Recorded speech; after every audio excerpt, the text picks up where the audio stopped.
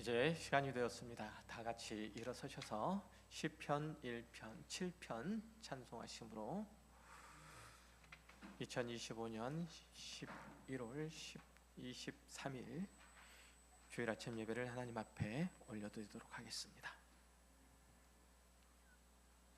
시편 7편입니다.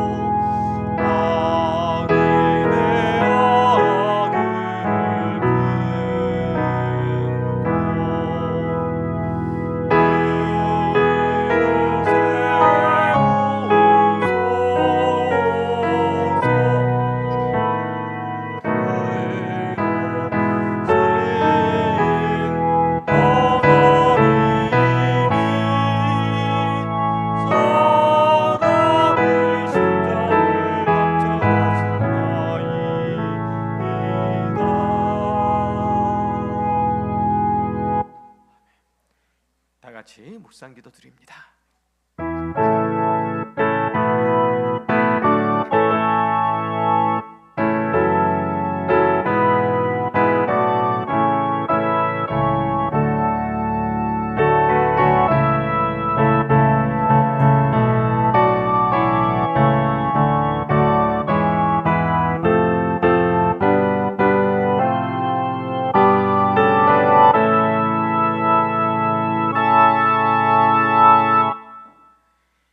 새 노래로 여호와께 노래하라.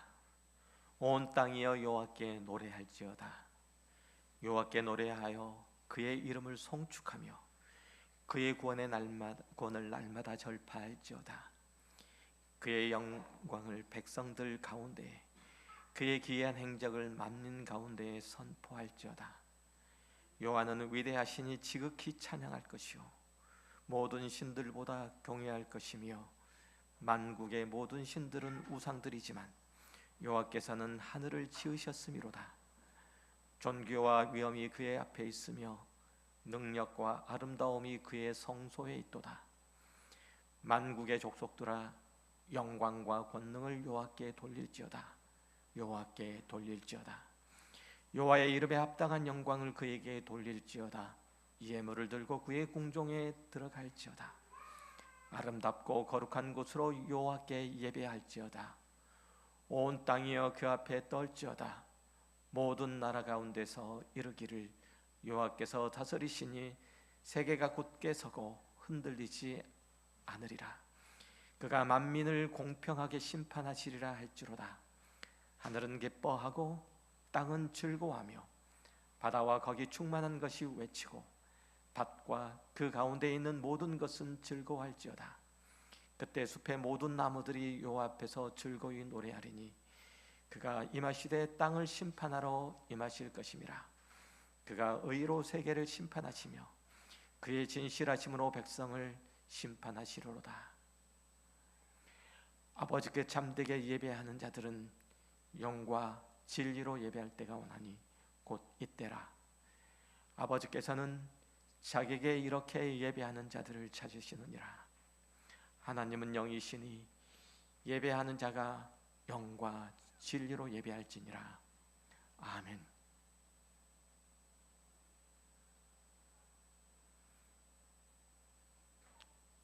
전능하시어 온 천하와 만물을 지으시고 지으신 모든 것들 그 선하시고 의로우신 뜻대로 다스리시며 그 존재하는 모든 가치와 의미와 또 목적을 정하시며 그 모든 것들을 통해서 영광과 찬송과 경배를 받으시기에 합당하신 하나님, 하나님의 성호를 찬송하며 주께서 행하신 모든 것들을 기뻐 경배합니다. 땅에 있는 주의 백성들이 주님께서 허락하여 주신 이 복된 날에 주의 존전에 모여 주를 예배하오니 주 하나님 이곳에 임재하셔서 주의 자녀들이 드리는 예배를 받아 흠양하여 주옵소서.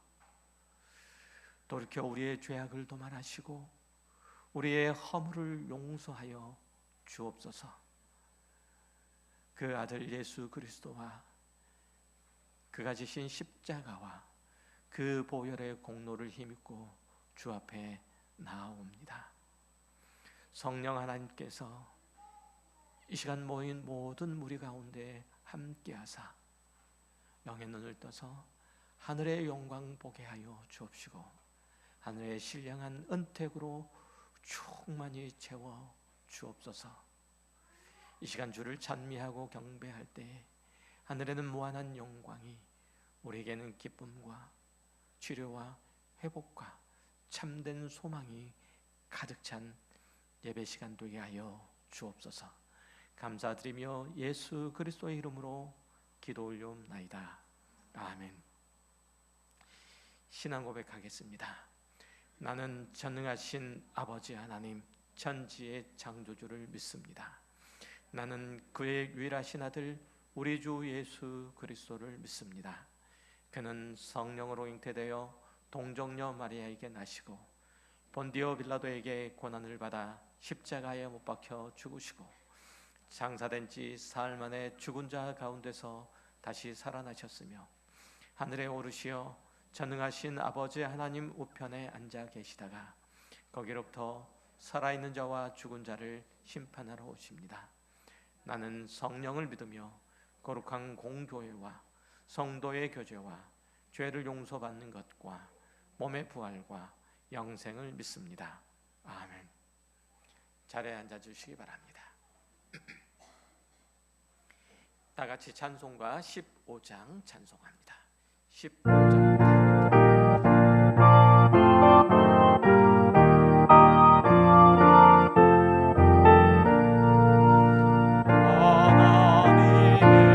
하소서.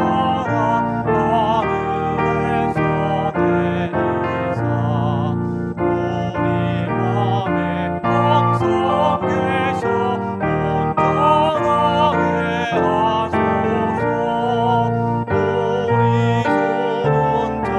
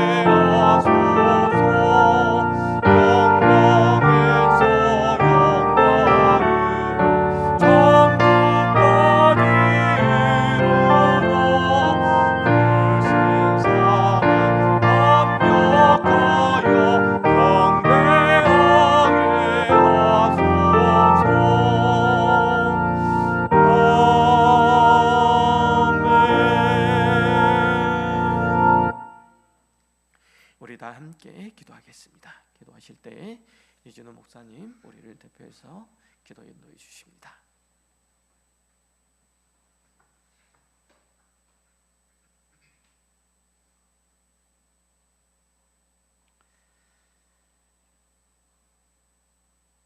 존귀하시고 거룩하신 아버지 하나님,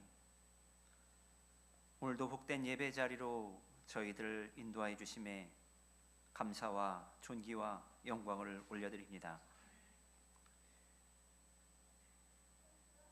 주님의 은혜 가운데에 우리가 부름을 받아 주님을 예배할 수 있게 하시고, 또 예배하는 자리로 함께 모여서 이렇게 주님을 예배합니다. 하나님, 이 시간 이곳 가운데 좌정하시어 예배를 기쁘게 받아주시고 또 주님의 영광을 나타내 주시며, 이 예배를 통해 온 성도들로 은혜의 충만함을 입게 하옵소서. 아버지 하나님, 연약하고 부족하고 헤아릴 수 없는 죄로 얼룩진 저희들을 찾아와 주시고 먼저 사랑해 주시고 우리를 위해 예수 그리스도까지 낮고 비참한 자리로 보내주심에, 그로 말미암아 구원의 은혜를 베풀어 주심에 진실로 감사를 드립니다. 절망 가득한 세상 속에서도 그 은혜로 인하여 소망을 가진 자로 살아갈 수 있게 하시고, 더불어 매일의 삶 속에서 필요한 것들을 채워주시고, 우리가 일상에서 넘어져도 아주 엎드러지지 않도록 손 내밀어 붙들어 주심에 참으로 감사를 드립니다. 주님, 우리가 주님의 은혜를 알고 입술로는 주님의 은혜를 고백하지만 우리의 자신과 지나온 시간들을 돌이켜볼 때 참으로 많은 죄들로 우리의 모습이 얽혀 있음을 봅니다. 이 시간 우리의 죄를 자복하오니 우리를 사하여 주시고 그리스도의 보혈로 모든 죄와 부정한 것들을 정결케 씻어 주옵소서. 주님과의 충만의 관계를 회복시켜 주시고 주님만으로 만족하고 주님만으로 기뻐하며 또 주님께 순종의 의무를 다하는 저희들로 회복시켜 주옵소서. 절망 가득한 세상 속에서도 주님을 아는 즐거움과 기쁨을 누리며 살아갈 수 있도록 인도하여 주시고, 주님과 동행하며 주님의 뜻에 합당한 길을 걸어가는 저희들이 될 수 있도록 인도하여 주옵소서. 사단의 관계로부터 이 땅의 교회를 지켜주시고 교회마다 진리로 무장하고 성령의 돌보심 가운데에 참되고 굳건하게 서가도록 은혜를 베풀어 주옵소서. 우리 가까운 교회가 주님의 사랑과 은혜로 더욱 충만하게 하시고 주님의 섭리하심과 인도하시는 은혜의 손길들을 발견하고 깨달음으로 말미암아 감사가 넘치고 은혜가 넘치는 교회로 자라가게 인도하여 주옵소서. 교회에 허락하신 사명들을 온전히 감당하기에 부족함이 없도록 은사와 능력과 필요를 채워주시고 종국에는 주님께 칭찬받는 교회로 서가도록 주님 인도하여 주시옵길 빕니다. 교회의 교육부서가 말씀으로 든든히 서가게 인도하여 주시며 자녀들이 말씀과 기도의 경건의 삶을 살아갈 수 있도록 붙들어 인도하여 주옵소서. 지혜롭고 총명하며 하나님을 사랑하고 신실한 믿음으로 굳건히 서가는 우리 자녀들 될 수 있도록 인도하여 주옵소서. 40일 새벽 기도회에 은혜를 부어주시고 깨어 기도하는 성도들로 인해 교회가 성령의 충만함을 입게 하시고 성도들의 신앙과 삶이 회복되는 놀라운 역사들이 일어나게 하여 주옵소서. 안수 집사와 권사를 세우는 일에 온 성도들이 뜻을 같이하게 하시고 기도로 세워가게 하시며 세워지는 일꾼들이 주님이 사랑하시는 교회를 든든히 세워가는 충성된 일꾼들로 자리매김할 수 있도록 인도하여 주옵소서. 질병으로 고난 가운데 있는 성도들을 하나님의 치료의 능력으로 고쳐주시고 강건한 모습으로 회복될 수 있도록 인도하여 주시며 직장과 사업과 가정과 신앙과 여러 가지 문제들로 인하여서 어려움에 직면해 있는 성도들에게 하나님의 힘과 위로와 해결하시는 은혜를 더하여 주옵소서. 교회를 섬기고 수고하는 손길들, 그 수고가 헛되지 않도록 수고하는 손길들을 통해서 교회가 든든히 서가게 하시고 섬기고 수고하는 손길들에게는 심령의 크신 위로와 은혜로 넘치게 하여 주옵소서. 오늘도 세우신 목사님 늘 신령한 위로와 충만한 은혜로 함께하여 주셔서 맡기신 사명 감당키에 부족하지 않게 하여 주시고 힘에 부치지 않도록 은사와 능력들도 더하여 주옵소서. 오늘도 선포되는 말씀 가운데 성령님 역사해 주심으로 말미암아 그 말씀이 우리의 영혼과 마음과 생각을 또 우리의 삶을 하나님의 말씀에 맞추어가고 조율해가는 능력의 말씀이 되도록 인도하여 주옵소서. 마치는 시간까지 주님 기뻐하시고 흠향하시는 예배로 인도하여 주시며 모든 순서들을 다스려 주셨길 바라오며 우리 주 예수 그리스도의 이름으로 기도드리옵나이다. 아멘.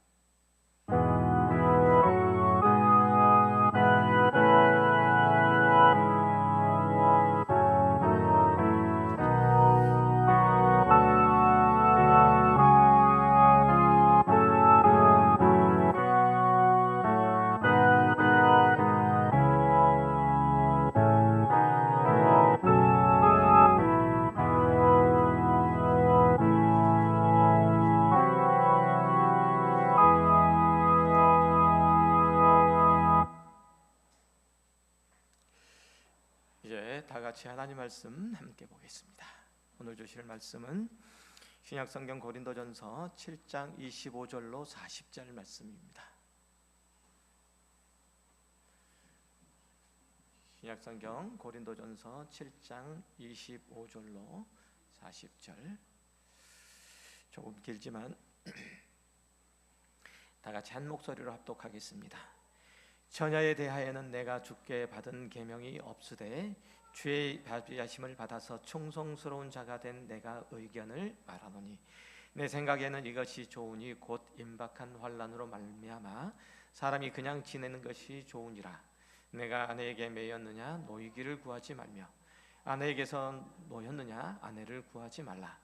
그러나 장가도 죄짓는 것이 아니요 처녀가 시집가도 죄짓는 것이 아니로되 이런 일들은 육신의 고난이 있으리니 나는 너희를 아끼노라. 형제들아 내가 이 말을 하노니 그때가 단축하여진 고로 이후부터 안에 있는 자들은 없는 자같이 하며 우는 자들은 울지 않는 자같이 하며 기쁜 자들은 기쁘지 않은 자같이 하며 매매하는 자들은 없는 자같이 하며 세상 물건을 쓰는 자들은 다 쓰지 못하는 자같이 하라. 이 세상의 외형은 지나감이니라. 너희가 염려 없기를 원하노라. 장가가지 않는 자는 주의 일을 염려하여 어찌하여야 주를 기쁘시게 할까 하되 장가간 자는 세상 일을 염려하여 어찌하여야 아내를 기쁘게 할까 하여 마음이 갈라지며 시집가지 아니하는 자와 처녀는 주의 일을 염려하여 몸과 영을 다 거룩하게 하려 하되 시집간 자는 세상 일을 염려하여 어찌하여야 남편을 기쁘게 할까 하느니라. 내가 이것을 말하면 너희의 유익을 위함이요 너희에게 올무를 놓으려 함이 아니니 오직 너희로 하여금 이치에 합당하게 하여 흐트러짐 없이 주를 섬기게 하려 함이라. 그러므로 만일 누가 자기의 약혼녀에 대한 행동이 합당하지 못한 줄로 생각할 때에 그 약혼녀의 혼기도 지나고 그같이 할 필요가 있거든 원하는 대로 하라. 그것은 죄짓는 것이 아니니 그들로 결혼하게 하라.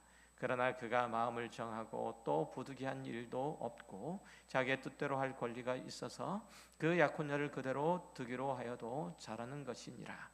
그러므로 결혼하는 자도 잘하거니와 결혼하지 아니하는 자는 더 잘하는 것이니라. 아내는 그 남편이 살아있는 동안에 묘에 있다가 남편이 죽으면 자유로워 자기 뜻대로 시집갈 것이나 주 안에서만 할 것이니라. 그러나 내 뜻에는 그냥 지내는 것이 더욱 복이 있으리라. 나도 또한 하나님의 영을 받은 줄로 생각하노라. 아멘.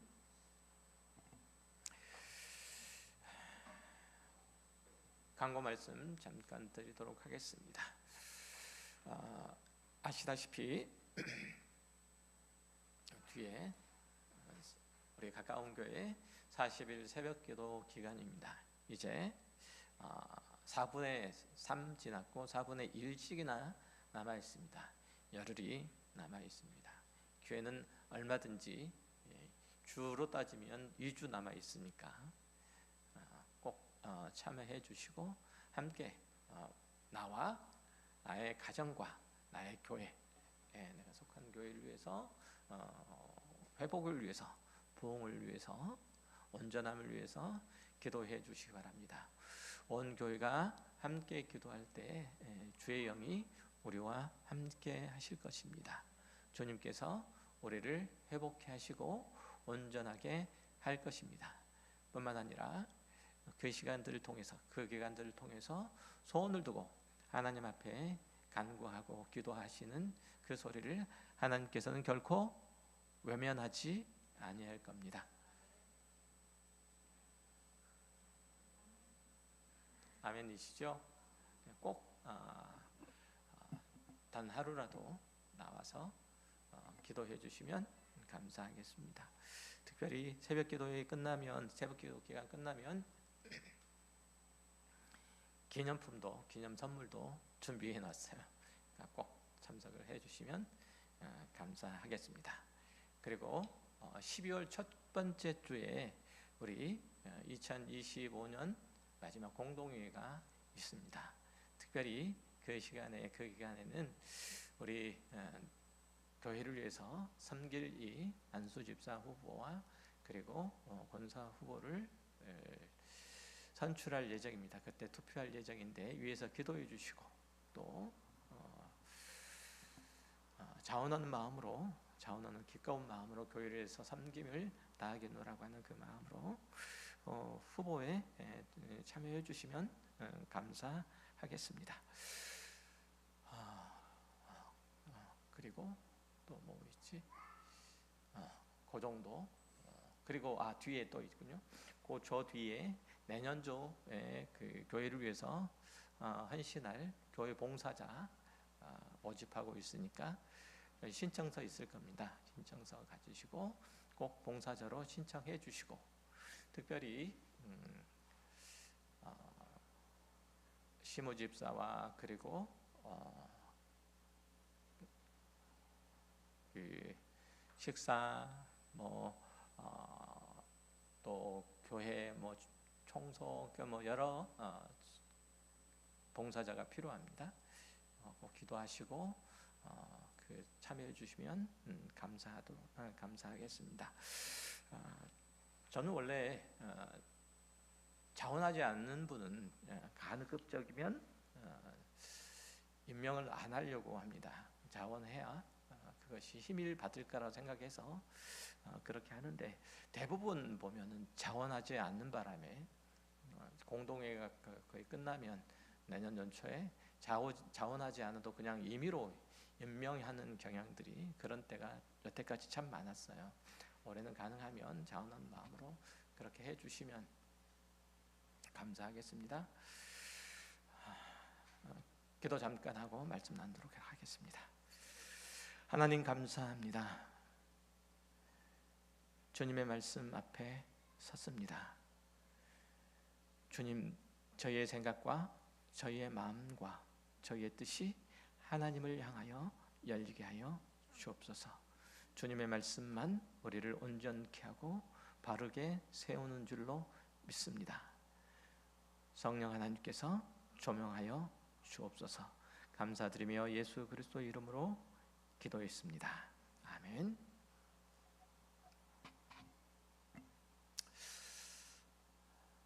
그리스도인으로서 자기 정체성을 가진 사람은 살면서 한 번쯤은 나는 지금 이대로 지금 제대로 살아가고 있는가? 나는 그리스도인으로서 바른 삶을 영위하고 있는가? 하나님께서 기뻐하시는 모습을 따라서 내 삶이 그렇게 진행되고 있는가라는 근본적인 질문을 할 때가 있죠. 조금 더 구체적으로 접근하면 나이가 드신 분들은 직장과 가정에서 내 역할, 내 일들은 했지만 과연 신앙적인 관점에서도 그럴까라는 회고가 있을 거예요. 그리고 젊은 부부들은 성경 말씀으로 자녀들을 훈계하고 가르쳐야 할까? 아니면 세상에서 살아남는 법을 가르치는 게 우선일까? 라고 갈등할 거예요. 또 청년들은 결혼해야 될까? 아니면 혼자 지내는 게 맞을까? 라고 분명한 결정을 하지 못하거나 아니면 그것보다 초보적으로 지금의 관계를 지켜낼 수 있을까라는 염려도 있을 겁니다. 이렇듯이 모든 성도는 각자의 자리에서 여러 가지 삶의 고민들을 놓고 씨름하게 되죠. 그리고 이 씨름은 단순하게 행복을 위해서 선택을 잘 해야 된다라는 그 문제로 끝나지 않고 우리의 결정 하나하나가 하나님 앞에서 어떤 의미를 갖는지 스스로 질문하게 되죠.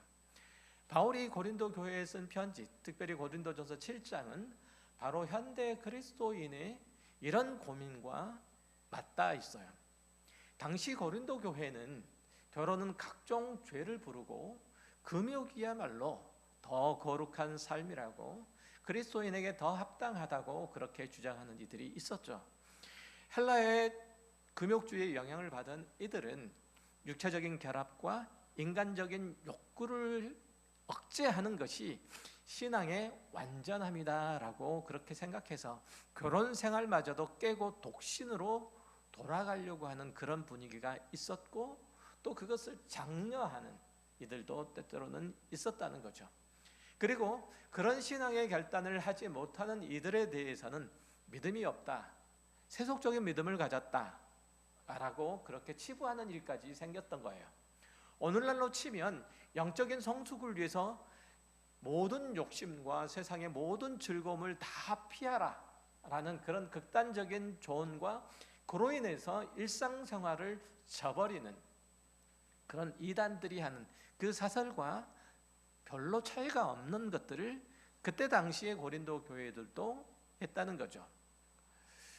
바울은 고린도 성도들의 이런 금욕주의적 혹은 현실 도피적인 신앙 태도가 교회와 성도들의 삶에 전혀 유익이 되지 않을 뿐만 아니라 성경의 가르침에도 어긋남을 가르칠 필요가 있다고 느꼈던 거죠.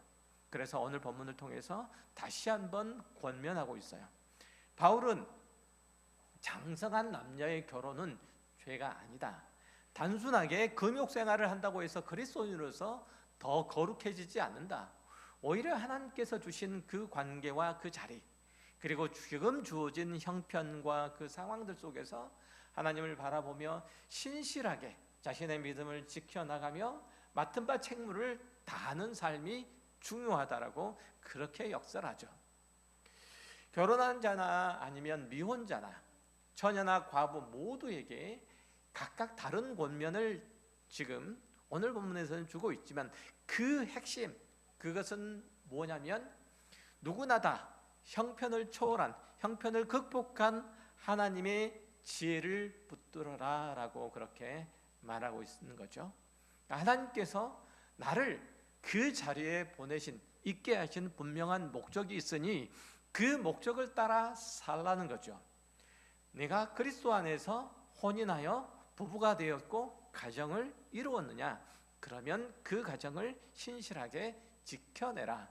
네가 독신으로서 하나님을 섬기기로 작정하고 또 그 독신 생활을 통해서 하나님께 영광을 돌리기로 그렇게 서원했느냐? 그것을 성실하게 지켜내라 라고 그렇게 말씀하고 있는 거죠.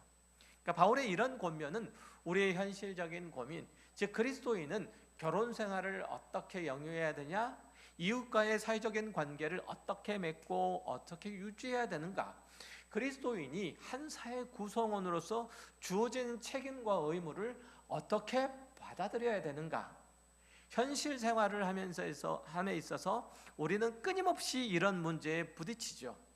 그러면서 어떻게 하면 하나님께서 기뻐하시는 방법을 따라서 지혜롭게 이 문제를 풀어갈 것인가, 내가 하나님의 자녀로서 어떤 모습으로 내 신앙을 내 삶 속에서 잘 녹여내며 그로 말미암아 하나님의 거룩을, 하나님의 영광을 드러낼 것이냐라고 하는 부분들에 대한 분명한 방향성을 제시해 줄 거예요. 이런 질문들에 대해서 사도 바울의 대전제는 성도 개인과 믿음의 공동체에 발생하는 그 문제들은 단순하게 개인의 만족이나 행복의 차원이 아니라 하나님의 나라의 백성으로서 훈련과 준비하는 그 과정이라고 하는 점이에요. 이제 본문을 좀 구체적으로 살펴보겠습니다. 고린도전서 7장 25절에서 40절 말씀을 보면 처녀와 과부에게 주시는 사도 바울의 현실적인 권면이죠. 이 주제에 관한 예수님의 직접적인 가르침이 없다라고 지금 사도 바울이 먼저 얘기를 하죠. 그러므로 바울은 사도로서 자신의 의견을 제시하노라, 개인적인 의견을 제시하노라 라고 말합니다. 바울은 임박한 환난을 고려할 때에 처녀와 과부, 그리고 청년, 총각이죠, 총각, 그리고 호라비가 된 사람, 독신으로 지내는 게 더 낫다라고 그렇게 말해요. 26절에서 언급한 임박한 환난이라고 하는 표현들은 주님 재림하실 때에 모든 성도가 겪는 그 재난이라기보다는 당시에 로마 제국 내에, 그러니까 사도 바울이 활동할 당시에 지금 고린도 교회에 이 편지를, 이 서신을 쓸 당시에 로마 제국 내에서는 기독교인들이나 유대인에 대한 폭력과 그리고 각종 잡음들, 그리고 사회적인 핍박, 이런 것들이 사실 적지 않게 일어났던 거예요. 그런 상황들을 말하는 거죠. 바울이 이 서신을 쓸 당시에는, 그러니까 네로 황제의 대대적인 기독교에 대한 박해 이전이에요. 그렇지만 로마 제국 곳곳에서는 기독교인에 대한 박해가 심심치 않게 발생하고 있었던 거죠. 사도행전 18장에 보면 바울 자신도 고린도 교회에서 반대자들의 압박을 받았다라는 얘기를 하고, 요세푸스, 유대의 역사가인 요세푸스라는 사람도 그의 역사책에서 서술하기를 초기 기독교 공동체 전체가 그 당시에 극도로 불안정한 환경에 노출되어 있었다라고 그렇게 기술하는 것들을 보면, 당시에도 지금 바울이 이 고린도서를 쓸 당시에도 기독교인들의 위치를, 자기 신분을 지켜나가는 게 그렇게 녹록치만은 않는 상황이었던 것을 알 수 있는 거죠. 이런 불안한 상황에서 결혼하고 새로운 가정을 꾸리고 자녀를 양육하고 하는 것들은 성도들이 자기 신앙을 지키는 데 있어서 큰 부담감을 주기 때문에 사도 바울은 그냥 있는 상태를 유지하라라고 권면한 거예요. 이해되시나요? 그러니까 어떤 사람은 이 구절을 근거로 해서 바울이 독신주의자다, 정직자로서 봉사하기 위해서는 반드시 이 권면을 따라야 한다라고 주장하기도 하지만 사실은 그렇지는 않아요. 당시 시대 상황과 고린도전서 전체 문맥을 고려할 때 바울의 권면은 앞서 말한 그 원칙, 부르심을 받은 처지 그대로 지내라 라는 말씀을 재확인한 것뿐이에요. 이게 좀 도움이 됐으면 좋겠어요. 도움이 되십니까? 너무 여기에 시선을 뺏기지는 마시고,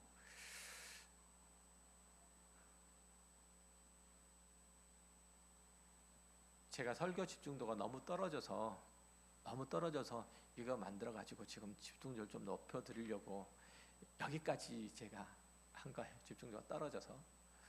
그냥 잘 들으시기 바랍니다.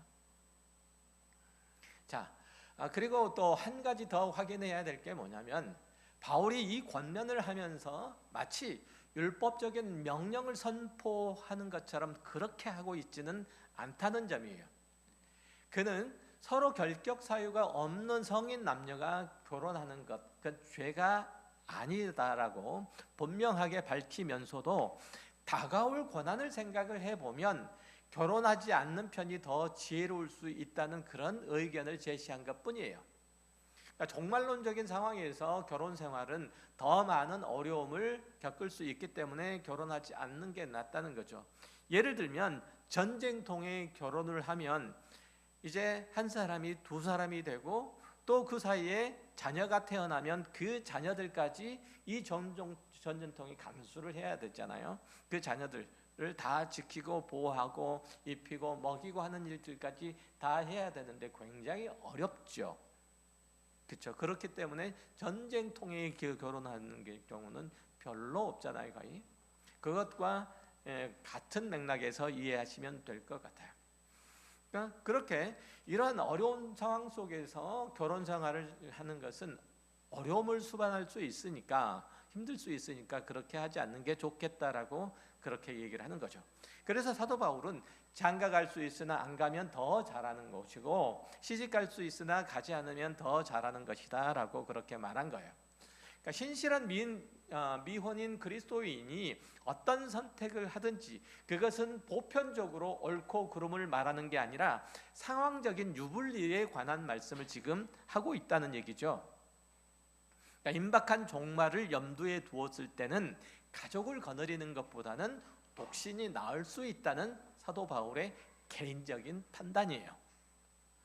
자, 이어서 사도 바울은 결혼한 사람에게도 안에 있는 자는 없는 자 같이 하라라고 그렇게 권면하죠. 다소 이해하기 어려운 이 권면은 바로 이어지는 다음 문맥에서 그 답을 찾을 수 있어요. 해결이 되는 거죠. 형제들아, 내가 이 말을 하노니 그때가 단축하여지는 거로 이후부터 안에 있는 자들은 없는 자같이 하며 우는 자는 울지 않는 자같이 하며 기쁜 자들은 기쁘지 않은 자같이 하며 매매하는 자들은 없는 자같이 하며 세상 물건을 쓰는 자는 다 쓰지 못하는 자같이 하라.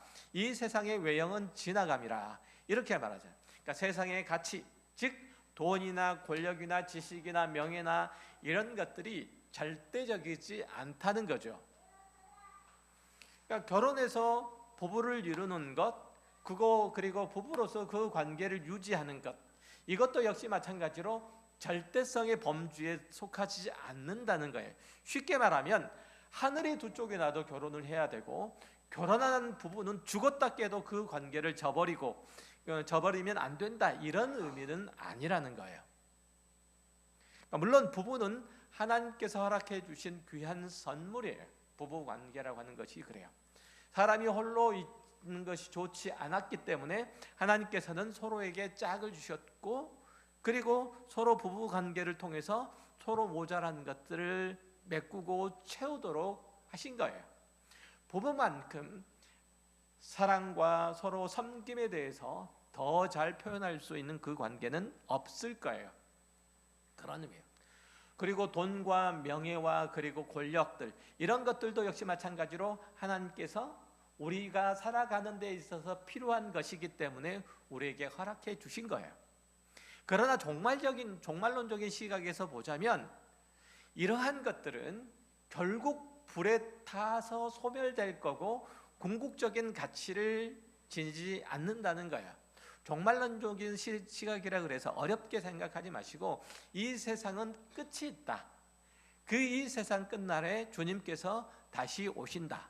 다시 오셔서 이 세상의 모든 것들을 다 심판하여 정화시키고 깨끗하게 하시고 새 하늘과 새 땅을 여실 것이다 라는 그런 이해가 종말론적인 시각이에요. 이해되셨나요? 이 시각에서 보면 이 땅에 소멸될 것, 없어질 것은 금방 구분되잖아요. 그렇죠? 세상에 약속하는 것이나 유혹하는 것들이 다 그런 거예요. 불에 타서 없어질 것들이에요. 그리스도인은 이 세상에서만 그 효용 가치가 있는 것들에 목적을 두고 살지 않는다는 거예요. 그렇게 살아서는 안 된다는 거죠. 그것들보다는 영원한 하나님의 나라와 하나님과 하나님의 나라와 그 거룩을 우선순위에 두고 살아가야 된다라고 하는 거죠. 우리는 하나님의 거룩하심을 따라서 살아가도록 그렇게 구원받았고, 영원한 나라도 하나님의 거룩 안에 살아가는 그 나라이기 때문에 하나님께서 내가 거룩하니 너희도 거룩하라, 내가 구별되어 그 영광을 나타내는 것처럼 너희는 나를 통해서 내 영광을 너희의 삶 속에 나타내라, 나의 구별됨을 나타내라 라고 그렇게 말씀하신 거예요. 그렇다고 해서 세상의 모든 것들을 다 갖다 버려라 라는 그런 의미는 아니에요. 어떤 이단 교주는 이 세상 것들은 다 무가치하니까 다 가져와라, 그리고 우리 집 앞에 버려라 라고 얘기하는 사람도 있어요. 우스갯소리지만 여하튼 사실 이런 것들은 그리스도께서 다시 재림하실 때에 얻을 구원의 영광스러운 것과 영원한 것들에 비하면 아무것도 아닌 거예요. 그리스도인은 세상의 물질과 기회와 권력과 지식 이런 것들은 당연히 얻으려고 하되 그것들을 절대화해서는 안 된다는 거예요. 그것들을 우선순위 최고의 가치로 삼아서는 안 된다는 거예요. 하나님이 나에게 이것도 안 주시네? 그러면 나는 하나님 안 믿을래. 이래서는 곤란하다는 얘기예요. 자신과 공동체를 위해서 유익되는데 그것들을 사용하게 하시기 위해서 하나님께서 권력도 주시고 물질도 주시고 명예도 주시고 지식도 주시고 이런 것들을 다 주시는 거예요. 하지만 그것들을 절대화해서 섬기면 안 되는 거죠. 그것들에게 얽매여서는 안 된다는 거예요. 그런 관점에서 볼 때 바울이 권하고 있는 이 독신주의적인 이 삶이라고 하는 것은 세상의 안정, 성공, 행복, 풍요 이런 것들이 그리스도인의 궁극적인 삶의 목표가 아님을 말하고자 일종의 표상으로 지금 사용하고 있는 거예요. 그러니까 예를 들면 영화나 소설의 주제로 등장하고 있는 일종의 러브 스토리의 결말들이 있잖아요. 그러니까 사랑 이야기들을 다루고 있는 그 영화의 결말의 대부분은 그 주인공 남녀가 결국은 결혼에 골인해서 잘 먹고 잘 살았단다. 뭐 다 그렇잖아요. 신데렐라 얘기도 되고 뭐 백성공주 얘기들도 그렇고 다 잘 먹고 잘 살았다는 얘기인데 이것은 그리스도인의 궁극적인 인생의 목표가 될 수 없다는 그런 의미예요. 만약에 그것들이 모든 성도들의 결론이어야 한다면 독신주의를 말하면 안 되는 거예요. 그리스도인은 세상과의 관계 속에서 도피하거나 혹은 동화되는 양극단 모두 다 피해야 되는 거죠. 세상은 예수 그리스도께서 이루신 구원의 완성을 위해서 훈련하는 장이에요. 이 땅에서 여러분이 살아가는 모든 삶의 그 내용, 그 과정들은 그리스도인으로서 훈련하는 과정이에요. 이거 절대 잊으시면 안 돼요. 이 세상에 살아가는 삶 그 자체를 목표로 두고 있지 않다는 뜻이에요. 결혼을 했든 안 했든 가졌든지 못 가졌든지 그것과 상관없이 모든 성도는 이 세상이라고 하는 장소에서 하나님의 나라를 배우고 준비하면서 살아가야 돼요. 하나님의 성품을 배우며 나타내며 또 그것이 내 삶 속에서 이루어지도록 열망하며 살아가야 돼요. 이게 모든 그리스도인이 이 땅 가운데서 살아가면서 둬야 되는 궁극적인 가치와 목적 중에 하나예요. 굉장히 중요한. 그러니까 하나님께서 우리를 구원하시는 것은 당신의 성품으로 초대하며 그렇게 당신의 성품과 그 영광을 따라 살아갈 때 하나님께서 보이지 않는 하나님께서 보이는 우리라는 존재의 삶을 통해서 드러나시는 것을 기뻐하시기 위해서 우리를 구원하신 거예요. 이걸 잊으시면 안 돼요. 그러니까 바로 그런 차원에서 32절 이하에서 사도 바울은 독신 생활의 장점들을 얘기를 해줘요. 현실적인 편의가 아니라 종말을 준비하는 그 삶에서 종말을 준비해서 영원한 나라라고 하는 그곳으로 간다는 그 관점에서의 장점이에요.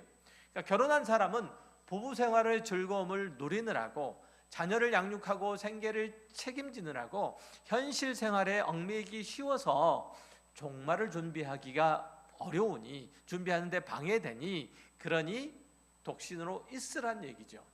그래서 사도 바울은 미혼자들에게 독신에 계속 머무르면서 주의 일들에 전념하는 것이 좋겠다라고 권하는 거예요. 다시 말해서 바울이 결혼과 독신 중에서 어느 것이 절대적으로 옳고 그르다라고 그렇게 권면하고 있는 것은 아니라는 거예요. 한편 바울은 결혼의 긍정적인 의미도 역시 마찬가지로 제시해줘요. 에베소서 5장에 보면 부부를 그리스도와 교회의 관계로 묘사하잖아요. 사실 부부 유의 관계 속에서도 그리스도의 사랑과 교회의 헌신을 실제적으로 드러내기가 그리스도와 교회의 관계들을 비유를 해오지죠. 그러니까 부부 유의 관계 속에서 그리스도의 사랑과 교회의 헌신을 실제적으로 드러내는 것이 사실은 쉽지 않아서 지금 에베소서에 보면 그리스도와 교회의 관계를 남자와 여자, 남편과 아내의 관계로 비유하고 있다는 거예요.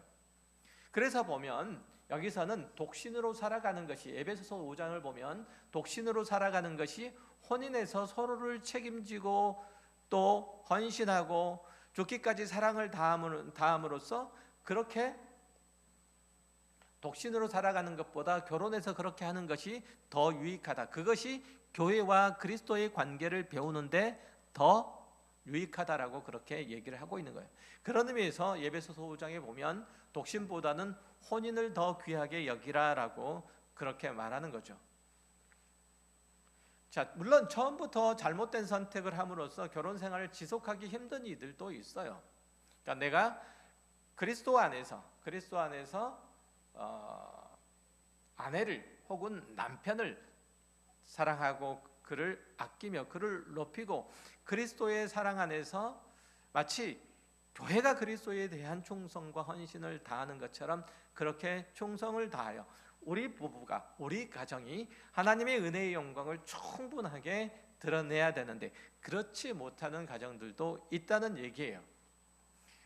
그러니까 처음부터 결혼을 잘못해서 그런 경우도 있고, 혹은 이후에 여러 가지 이유 때문에 그 관계가 지속되기 어려운 경우도 사실은 있어요. 예를 들면 남편의 지속적인 알코올릭, 혹은 그로 인한 폭력, 이런 걸로 정말 지옥 같은 생활들을 이어가고 있는데 아내된 여자에게 계속 결혼 관계를 유지하라 이렇게 말하는 것은 또 다른 의미에서의 폭력일 수도 있고 상처일 수도 있죠. 그러나 결혼은 서로에게 언약으로 맺은 것이기 때문에 지키려고 노력은 해야 되는 거죠. 상대방이 그 언약을 현저히 어기고 부부로서의 책임지는 것을 어겼다면, 저버렸다면 몰라도 내가 해야 될 당연한 의무를, 도리를 해태하고 도망하는 것, 이것은 바람직하지 않다는 말씀을 드리는 거예요.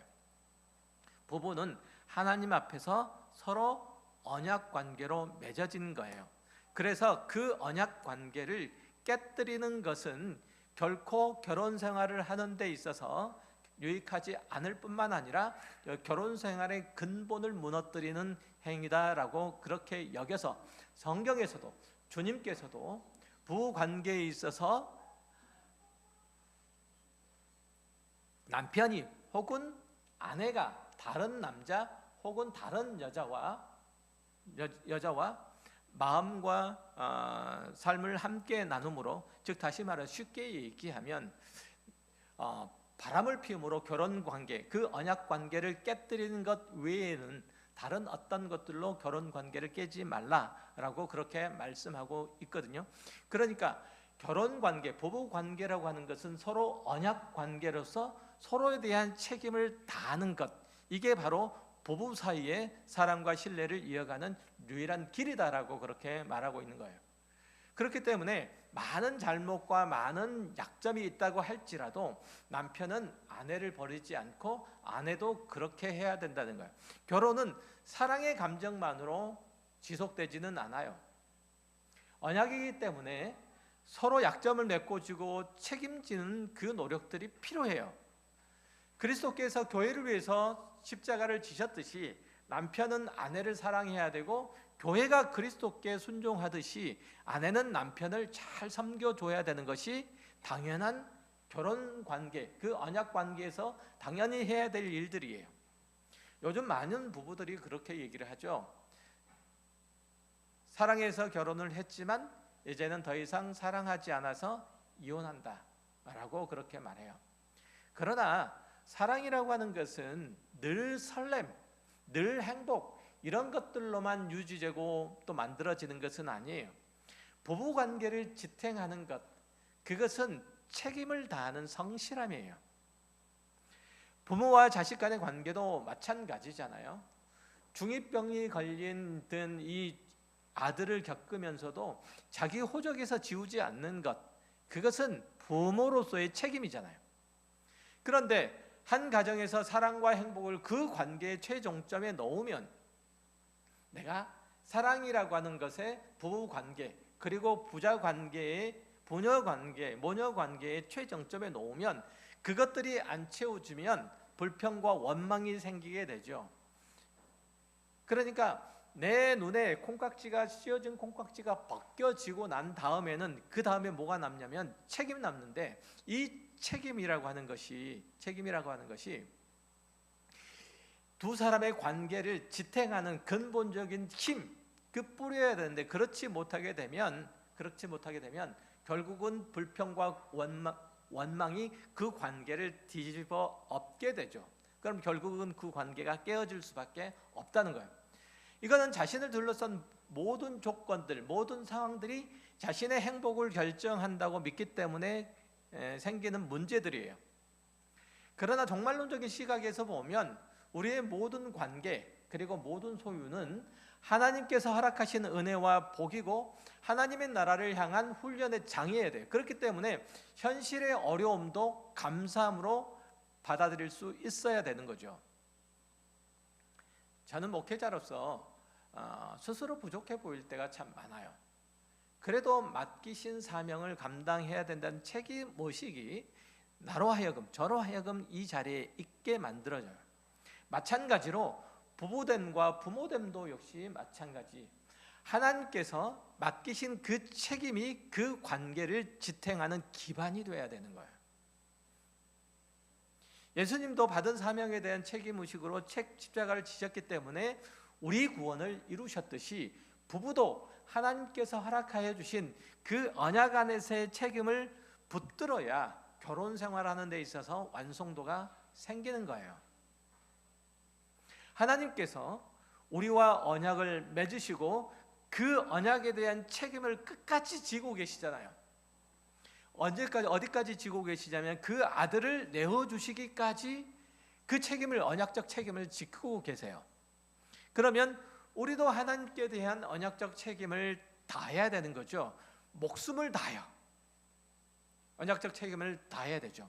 마찬가지예요. 언약 관계에 있어서 하나님과 우리와의 관계가 그러하다면 부부간에 하나님 앞에서 맺어진 그 언약 관계 역시 마찬가지로 하나님께서 우리를 향해서 책임을 다하듯이 우리가 하나님께 대하여 책임을 다하듯이 부부 사이에도 부자 사이에도 모녀 사이에도 이 책임을 다하는 거예요.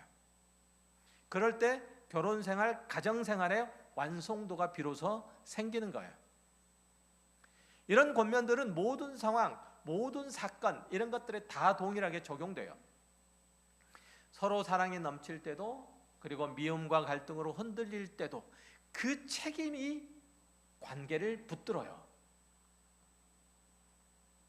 어떤 상황에서도 남편은 그리스도처럼 아내는 교회처럼 서로를 바라볼 수 있어야 돼요.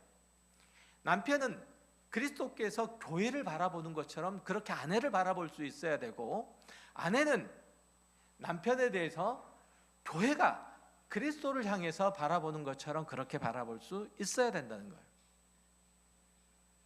그렇게 하나님께서 맡겨주신 책임으로 상대방을 바라볼 때 그 관계는 단단해지고 비로소 그 안에서 감사도 있고 기쁨도 있고 만족도 있게 되는 거예요. 그렇기 때문에 가정의 갈등이나 어려움에 실망할 필요가 없는 거죠. 하나님께서 나의 가정을, 나의 행복을 위해서, 내 기쁨, 내 만족을 위해서 우리 가정을 세운 게 아니라 하나님 나라에 가기까지 그 자녀로서 덕과 성품을 다듬고 키우시려고 하나님께서 당신이 거룩하신 것처럼 나에게 그 거룩을 감당하게 하시기 위해서, 거룩을 나타내게 하시기 위해서 이 자리를 주셨구나라고 생각하면 되는 거예요. 그러니까 여러분이 주어진 모든 삶의 자리들은, 관계들은 다 거기서부터 출발해야 되는 거예요. 그래서 우리 현실적인 불편과 불만은 그렇게 사실 중요한 문제는 아니에요. 물질 자원이 모자라서 불편하고 풍족해서 편안한 것보다 더 중요한 것은 어떤 형편에서든지 영원한 나라를 지향하면서 사는 거예요. 때로는 땅의 자원이 부족하고 때로는 관계에 맺은 이 사람들이 성에 차지 않는 상황들이 오죠. 그런 때가 있어요. 남편도 그렇고 아내도 그렇고 부자 간의 관계도 마찬가지잖아요. 그렇지만 그런 상황에서 꼭 이렇게 스스로에게 질문하시기 바랍니다. 너는 종말에 하나님 앞에 어떤 모습으로 설 거냐? 이것을 스스로 질문하시기 바라요. 하나님께서 너를 하나님의 사람으로 거룩하게 다듬고 깎고 훈련시키려고 너에게 이 남편을, 이 아내를, 이 가정을, 이 자녀를, 이 직업을, 그리고 이 이웃을 주셨는데 너는 이 관계들 속에서 어떻게 하나님의 의로우심과 선하심과 그 거룩하심을 도모할래?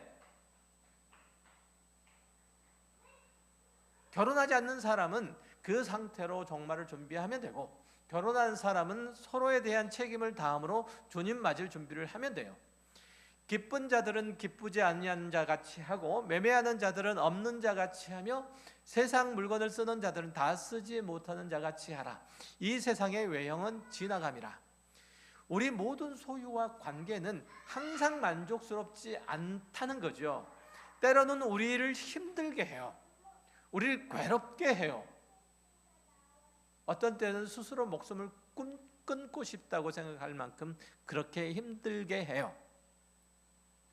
남편은 말씀드렸던 것처럼 언제나 그리스도 같지 않고 아내가 언제나 교회 같지 않아요. 남편은 그리스도가 교회를 위해서 하듯이 하고 아내는 교회가 그리스도에게 하듯이 하라고 하면 우리 남편이 이 얘기 들어야 되는데, 우리 마누라가 이 얘기 들어야 되는데, 이렇게 생각하지 내가 좀 더 잘해야 되겠구나 이렇게 반성하지 않아요. 사람은 누구나 자신의 형편에 쉽게 만족하지 못해요. 부부 사이에서는 특히 그렇잖아요. 그래서 자녀들을 독립시키고 난 다음에 황혼 이혼을 하는 사람들이 그렇게 많대잖아요. 그러나 본문은 말씀해요. 하나님이 이 사람과 나를 묶어 주셨으니 어렵고 억울해도 감당하라.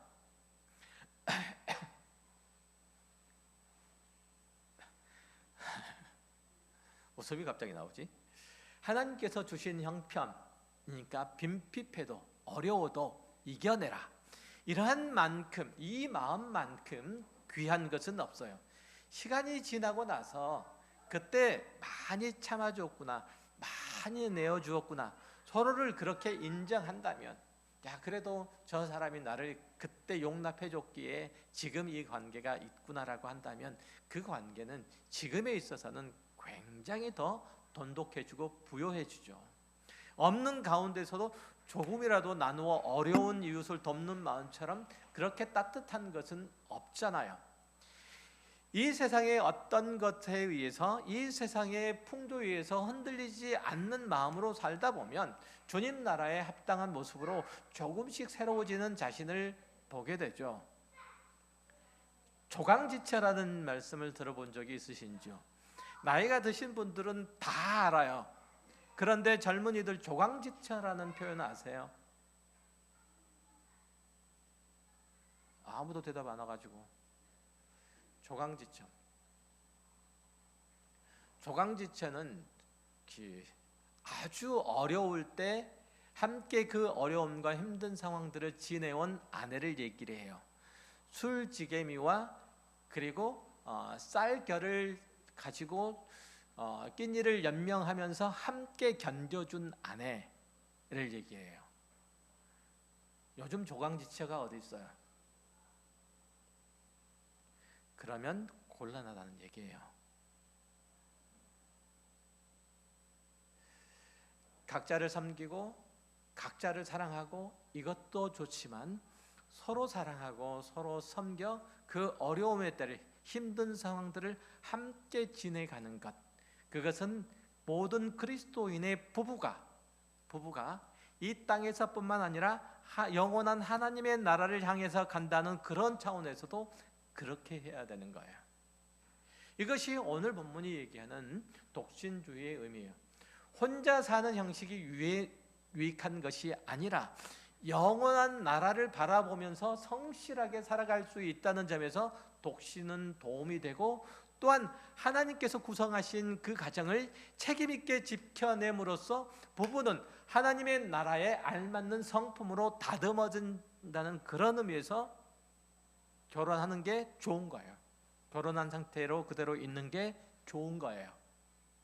어떤 형태로 존재하든지 마음을 다한 헌신, 수고, 인내, 책임, 이것이 기초가 될 때 우리는 하나님의 영원한 나라에 합당한 삶으로 채워질 수 있는 거예요.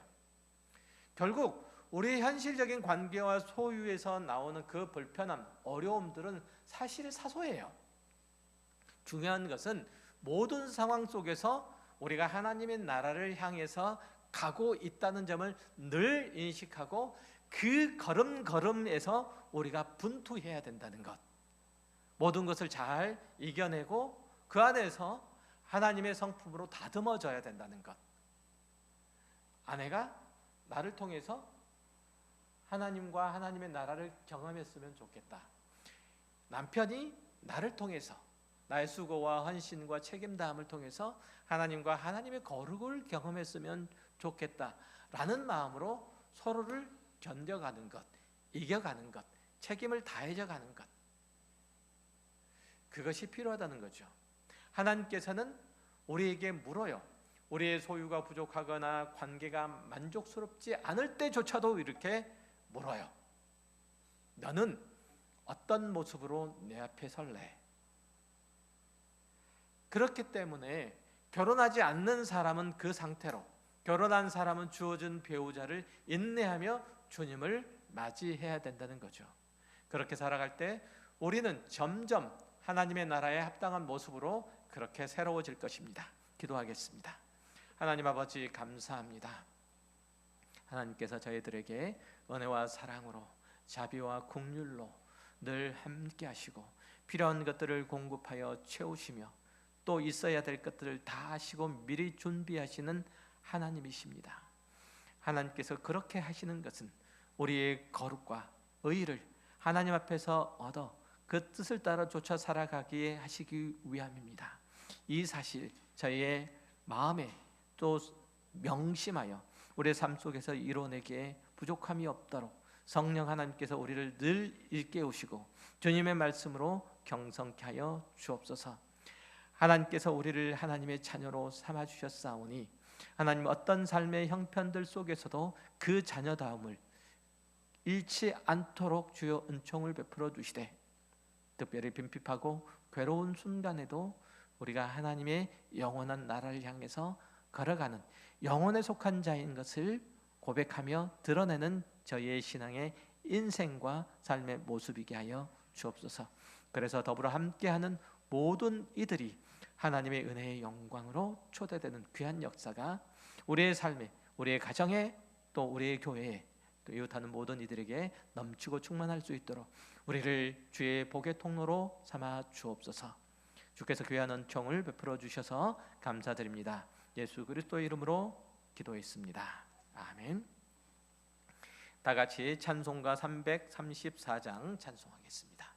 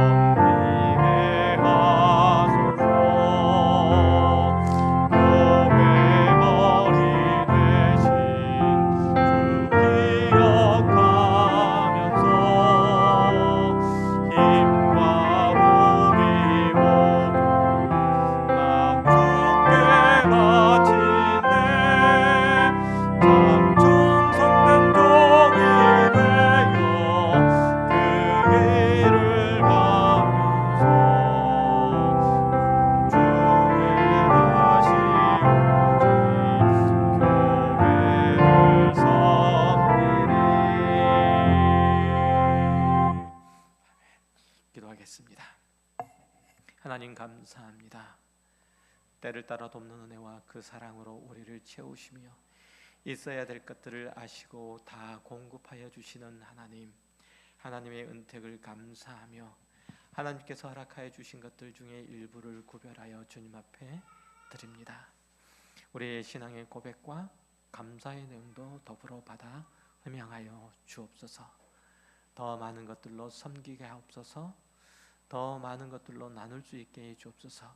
우리의 손이 짧거나 우리의 소유가 모자라서 하나님 인색해지지 않도록 소유를 넉넉하게 해주시고 우리의 지경을 넓혀주시고 또 주의 사랑으로 이웃을 섬기는 일 그 마음들을 다하여 주옵소서.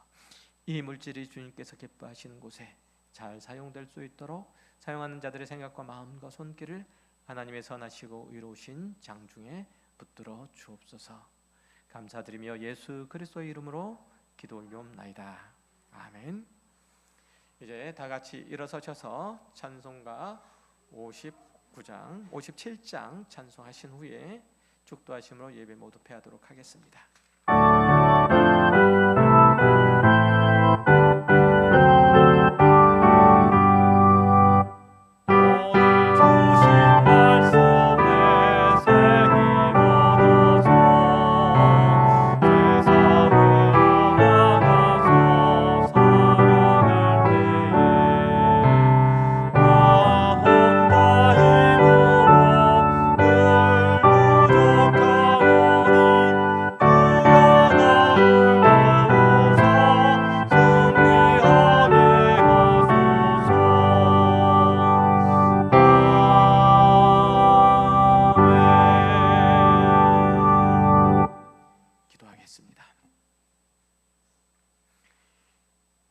여호와는 내게 복을 주시고 너를 지키시기를 원하며 여호와는 그 얼굴로 내게 비추사 은혜 베푸시기를 원하며 여호와는 그 얼굴을 내게로 향하여 드사 평강 주시기를 원하노라.